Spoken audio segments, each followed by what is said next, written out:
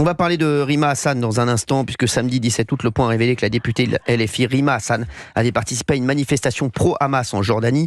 Est-ce que pour vous, Rima Hassan, on doit lever son immunité parlementaire à Rima Hassan, pour vous ? Évidemment, elle tient des propos qui visent à la sédition, qui visent à la violence aussi dans notre pays. Je vous rappelle que elle a menacé aussi très directement d'autres élus. Je pense à François-Xavier Bellamy qui a été menacé en lui disant qu'il n'allait bientôt plus pouvoir dormir tranquille. Mais qu'est-ce que ça veut dire ? On a affaire à des gens qui ont fait de l'antisémitisme un fonds de commerce.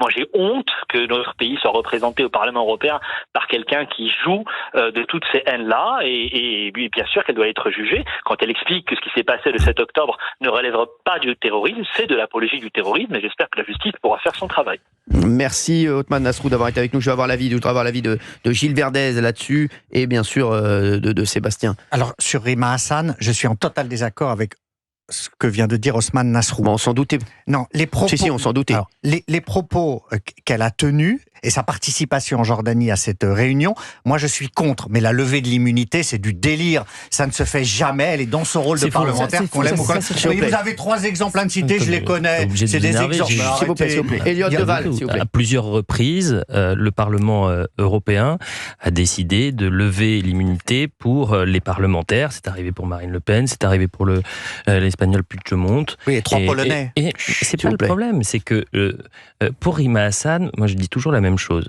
Qu'il soit moralement condamnable, ça peut l'être, évidemment. Mais maintenant, il faut savoir si oui ou non les propos qu'elle tient sont pénalement répréhensibles. Et donc c'est à la justice de décider si oui ou non les propos de Rima Hassan tombent sous le coup de la loi. Et pour cela, il faut peut-être qu'une enquête soit en cours, soit ouverte, qu'il y ait un procès si procès il y a, et condamnation si oui ou non il y a. Donc il faut peut-être relever cette pour Rima Hassan, immunité parlementaire. Sébastien. Olivier. Moi, merci Nicolas. Je sais pas pourquoi vous avez une tête à vous appeler Sébastien, mais vous êtes tous les prénoms. Je me transforme tout au long de cette émission, Julien, Sébastien. Je n'ai rien de commun avec Rima Hassan, notamment depuis le 7 octobre. Pour autant, je pense que s'il y a condamnation, elle doit être judiciaire. Ça doit être sur le terrain judiciaire. Parce que si on commence à aller sur des levées d'immunité parlementaire, pour quelques personnes que cela soit, on en vient à créer des jurisprudences, et je préfère que le débat ait lieu dans les instances européennes, Assemblée nationale, Sénat, et en plus la levée d'immunité parlementaire peut créer une victimisation. Parce qu'après ils nous disent on nous a levé la levée. Donc je pense que c'est une panne. Dans ces cas-là, on ne fait rien. Si la justice. Oui, Thaïs Desclefon. Non, j'allais dire que ce serait une excellente chose. LFI ne mérite pas la crédibilité qu'on lui accorde. Je pense que c'est un parti qui ne fait plus partie de l'arc républicain après de tels actes. Aller se rendre à une manifestation en soutien à un groupe terroriste qui a fait des morts, enfin je veux dire, on est où quoi ? Moi j'ai l'impression que Rima Hassan, limite elle a même pas la nationalité française. Déjà quand elle a fait campagne pour les européennes, on avait l'impression qu'elle faisait une campagne pour la Palestine. On n'a pas entendu parler de l'Europe une seule fois, en tout cas moi j'en ai pas entendu parler. Et deuxième chose que j'allais dire, c'est que LFI dit souvent que en gros, ce serait un procès injuste fait par l'extrême droite envers eux que de dire qu'ils seraient pro-Hamas et antisémites. Mais je suis désolée, là clairement, je veux dire, elle nous en montre une preuve quand même assez claire. Et qui peut douter après ça qu'en privé, les députés LFI les plus radicaux sont pro-Hamas ? Est-ce que c'est vraiment surprenant ?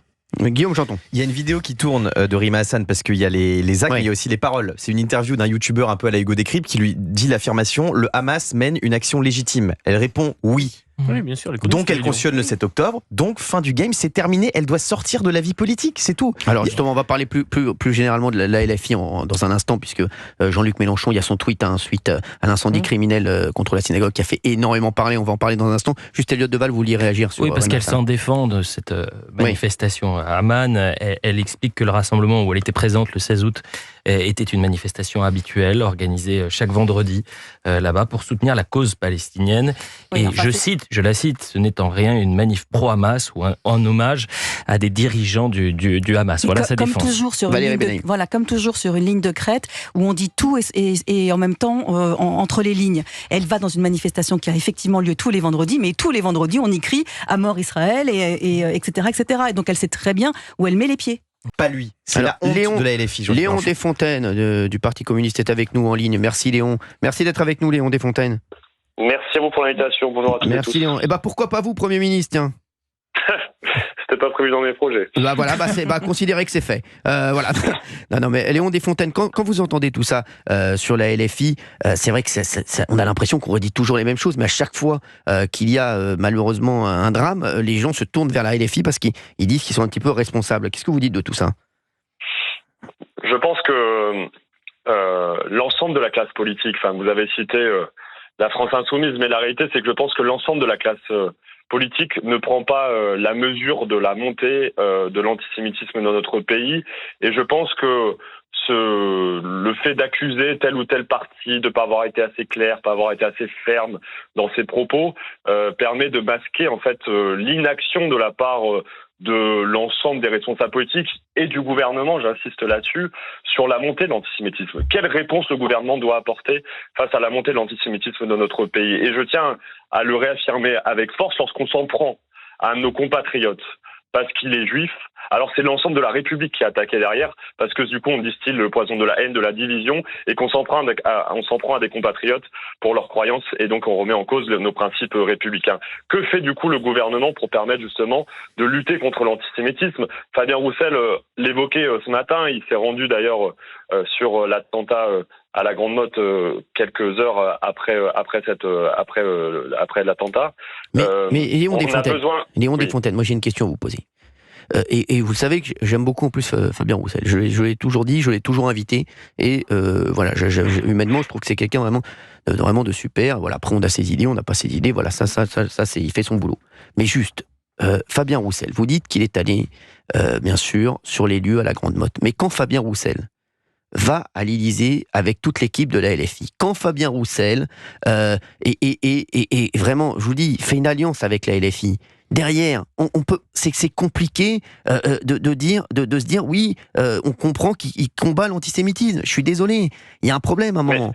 On s'est battu justement dans le nouveau Front populaire pour réaffirmer et l'ensemble, et il n'a pas fallu beaucoup de temps pour que l'ensemble, et que ça soit écrit noir sur blanc dans le programme du nouveau Front populaire, que la lutte contre l'antisémitisme devait être une priorité du futur gouvernement. Et en l'occurrence, c'est les communistes et la gauche qui est à l'origine de la loi Guesso, qui a permis justement de criminaliser l'ensemble des actes qui soient xénophobes, mais aussi à caractère antisémite, parce qu'on juge que justement c'est contraire aux valeurs de la République. Une dernière chose, c'est que aujourd'hui nous proposons d'aller plus loin, et l'extrême droite, seule l'extrême droite aujourd'hui a été jugée comme étant responsable d'un certain nombre et condamnée vis-à-vis de la loi Guesso. Et je vous rappelle quand même qu'il n'y a pas si longtemps que ça, lors des campagnes législatives, c'était quand même le Rassemblement national qui a une candidate qui posait fièrement avec une casquette SS. Ils ont fait élire un député qui partage régulièrement des propos d'un antisémite notoire, savoir. Oui, mais vous n'avez pas fait alliance avec le Rassemblement national, Léon Desfontaines. Vous avez fait alliance avec la LFI.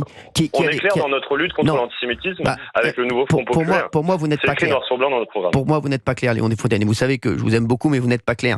Puisque vous ne pouvez pas être allié avec la France insoumise et être clair sur votre combat contre l'antisémitisme. Elliott Deval voudrait vous poser une question. Je voulais même aller plus loin parce que en juin dernier, juste avant les législatives et après le drame de Courbevoie, je rappelle aux auditeurs ce qui s'était passé. C'est une jeune fille qui a été battue parce que juive et violée. Et le Parti communiste français, les Verts, le Parti socialiste avaient signé une charte promettant que la lutte contre l'antisémitisme serait l'une des priorités des prochains mois et des parlementaires. Vous alliez là aussi plus loin. Vous expliquiez que tout propos relativisant ou finalement mettant de côté la question de l'antisémitisme pour des députés serait sanctionné. Donc est-ce que vous réaffirmez aujourd'hui que si demain vous avez un tweet d'un député de la France insoumise ou d'un autre parti qui viendrait relativiser l'antisémitisme, ce député serait immédiatement sanctionné? Ils les enlèveraient tous. Bien sûr, mais bien évidemment, et quelle que soit l'origine de ce parti, et je le réaffirme avec force, nous proposions par exemple de renforcer la loi qui permet de lutter, de condamner, de considérer que c'est un crime que d'avoir des actes antisémites ou racistes. On propose d'aller même plus loin, c'est de rendre inéligibles les personnes qui ont été condamnées pour incitation à la haine raciale et antisémitisme, parce que nous jugeons à gauche. Vous dites quoi de Rima Hassan alors? Je vais répondre sur Rima Hassan juste. Nous jugeons que nous, à gauche, que justement, si on est condamné pour incitation à la haine raciale ou antisémitisme, on ne peut décemment pas être un représentant de la nation française et être un élu de la République. Sur Rima Hassan, écoutez, moi, à l'heure actuelle, elle n'a pas été condamnée. Et si elle doit être poursuivie par la justice, mais pour l'instant, je ne crois pas que ce soit le cas. En tout cas, dans tous les cas, c'est à la justice. Tant qu'on n'est pas condamné, on peut dire ce qu'on veut. Hein. On peut faire ce qu'on veut, on peut dire ce qu'on veut. Voilà, mais écoutez, je veux dire, la loi est claire. Et si c'est pas la loi qui fait foi dans une république, alors malheureusement, ça peut vite déborder, être l'anarchie. Et justement, Léon Desfontaines, excusez-moi, pour qu'il y ait, c'est pas sûr, hein, bien sûr, une condamnation ou non de Rima Hassan, il faudrait qu'il y ait un procès. Est-ce que aujourd'hui, vous seriez favorable à ce qu'il y ait une levée de l'immunité parlementaire pour que, si procès il y a, on puisse savoir si oui ou non les propos de Rima Hassan sont condamnables par la justice, bien sûr. Honnêtement, il faut, oui, bien sûr. Moi, j'ai pas de problème là-dessus. Donc vous êtes pour que la justice puisse trancher. Et après, je ne sais pas de ce sur quoi elle est axée sérieusement. S'il y a des juges qui s'y sont intéressés, de près ou de loin, et s'il y a une demande de la part d'un procureur ou que sais-je, qui est une levée d'immunité parlementaire, je ne crois pas que ce soit le cas pour le moment. Mais si c'était le cas, je pense que ça devrait être en effet nécessaire. On est sur Europe 1, c'est Léon Desfontaines, du Parti communiste français, qui est avec nous. Merci. Léon Desfontaines, il y a Olivier d'Artigol qui va vous poser une question. Non, c'est plus un constat. Le problème de la France insoumise, de certains dirigeants de la France insoumise, pas tous, c'est que pour l'instant, aucun tweet ne peut soulever une action judiciaire, parce qu'il y a toujours du sous-texte. C'est ça. C'est-à-dire qu'il crée un climat, il y a du sous-texte, ceux qui connaissent tout ça comprennent, mais ils sont suffisamment habiles pour aller chercher un vote ethno-religieux, parce que c'est le calcul qui est fait pour accéder à un second tour de la prochaine élection présidentielle, sans se faire prendre par la patrouille. Mais la responsabilité politique ou médiatique, c'est de donner le sous-texte. Exactement. Guillaume Janton. Sans parler de la loi Léon Desfontaines, est-ce que les tweets dont on parlait de votre allié aujourd'hui, Jean-Luc Mélenchon, notamment celui où il disait il y a quelques mois que Yael Braun-Pivet était parti camper à Tel Aviv, sont antisémites, oui ou non, selon vous ? Je pense, honnêtement, et je me suis exprimé plusieurs fois sur ce sujet, je pense que la question s'est posée. Je pense que beaucoup ont posé la question. D'ailleurs, vous-même, donc ils sont antisémites. Vous êtes posé la question. Ce que je dis maintenant, c'est que la lutte contre l'antisémitisme est loin d'être résiduelle dans notre pays. Elle augmente et elle augmente de manière croissante. Et aujourd'hui, de plus en plus de nos concitoyennes et concitoyens juifs se sentent en danger, et c'est un péril pour l'ensemble de la République. La faute à qui, Léon Desfontaines ? Justement, je le dis, l'ensemble de la classe politique doit pouvoir utiliser les termes, doit être le plus ferme possible pour dénoncer la montée de l'antisémitisme. Tout le monde est ferme, Léon Desfontaines, sauf parallèlement. Non, mais parce que je dis parallèlement que c'est trop simple de dire, et quand j'entends M. Darmanin dire que le problème de la montée de l'antisémitisme en France est de la faute de telles forces politiques qui s'expriment pas assez clairement, eh bien je pense que c'est pour masquer son incapacité, lui, en tant que ministre de l'Intérieur, à protéger efficacement l'ensemble de nos concitoyennes et de nos concitoyens juifs. Et j'en prends pourquoi. Oui, mais je prends une chose. C'est qu'aujourd'hui, il faut se poser la question de pourquoi l'antisémitisme progresse dans notre pays, et il y a un rôle, je pense, indispensable, essentiel de l'école, de la formation, justement, pour permettre d'apprendre à l'ensemble des enfants qui sont aujourd'hui en formation Léon Desfontaines, de ce que c'était que la Shoah, de ce que c'est que l'antisémitisme. Mais ça, c'est avec plaisir. Ça, bien sûr qu'il faut le faire. Bien sûr qu'il faut le faire, Léon Desfontaines. Mais quand vous avez un parti politique qui met de l'huile sur le feu à longueur de journée, sur les réseaux sociaux, dans leurs déclarations, dans leur idéologie, excusez-moi, c'est très compliqué. Et je vais vous dire, quand vous avez un parti politique qui a fait de son fonds de commerce l'antisémitisme, c'est compliqué. Je vous le dis, et c'est compliqué. Et aujourd'hui, je vais vous dire quelque chose.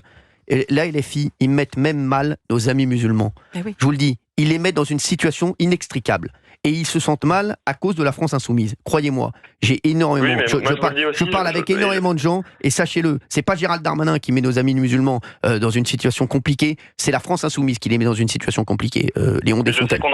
Je sais qu'on en parle un peu moins dans la presse et dans les médias, mais je pense aujourd'hui que d'avoir des candidats à des élections législatives qui se présentent avec la casquette. Mais bien sûr, mais ça tout le monde l'a dit, et ça on est tout à fait d'accord avec ça. Mais lorsqu'on a un député Rassemblement National actuellement. Mais ça c'est qui se permet de partager. C'est inadmissible, ça. C'est inadmissible. C'est un inadmissible. député du Rassemblement national. On en entend peu parler. C'est inadmissible, ça aussi. Bien sûr, à la propagation de l'antisémitisme dans notre pays. Et ce que j'ai envie de dire maintenant, moi, c'est à l'ensemble de mes collègues, à l'ensemble des responsables politiques. Il faut être le plus ferme possible. Il faut utiliser les termes. Il faut dénoncer la montée de l'antisémitisme partout dans notre pays.